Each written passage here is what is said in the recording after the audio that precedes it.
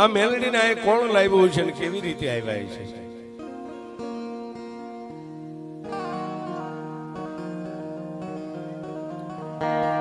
એક દી કચ્છની ધીંગી ધરતીની માથે કાળ સપાઈ ગયો છે.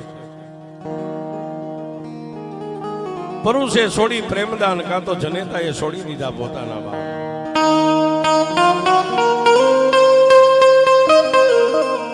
કોઈ માણસને ખાવા ખોરી ધાર ન મળે, પીવા પાણી ન મળે,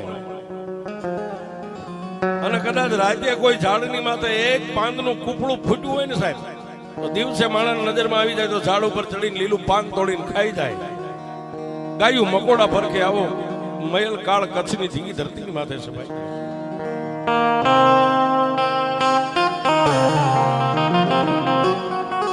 આવા કફરા કાળની માલબા કચ્છની ધરતીની માલબાથી કોઈ માલઢોર વાળા, કોઈ બાળ બચ્ચા વાળા પોતપોતાના મકાનને ખુલ્લા મેકીને નીકળી ગયા છે.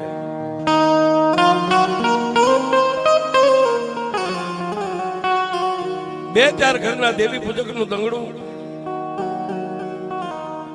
પોતાની દેવીની રજા લેવા માટે બેઠા છે.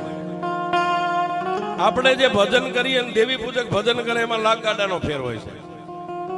આપણું ભજન અને દેવી પૂજક નું ભજન છે એમાં લાખ ગાડાનો ફેર છે.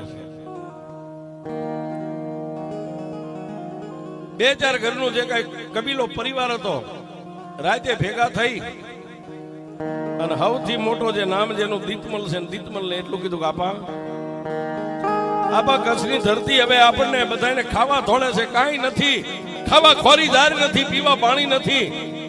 એ આપણે મોટા તો કદાચ એકાદો ગ્લાસ પાણી મળે ને તો આખો દિવસ કાઢી નાખીએ, પણ આ 3 દિવસ થી આ નાની નાની પરજા રહીને ટાટાકુના રોટલાના બેઠકા નથી.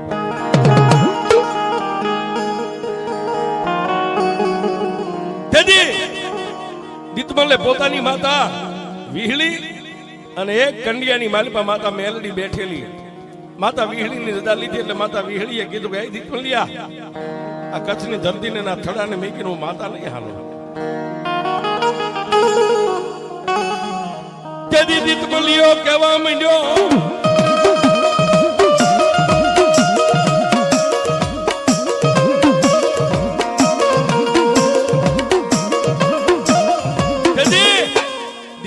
માતા વિહળીને કીધું કે એ દેવી તને ગમે નહીં, આ મને ગમે.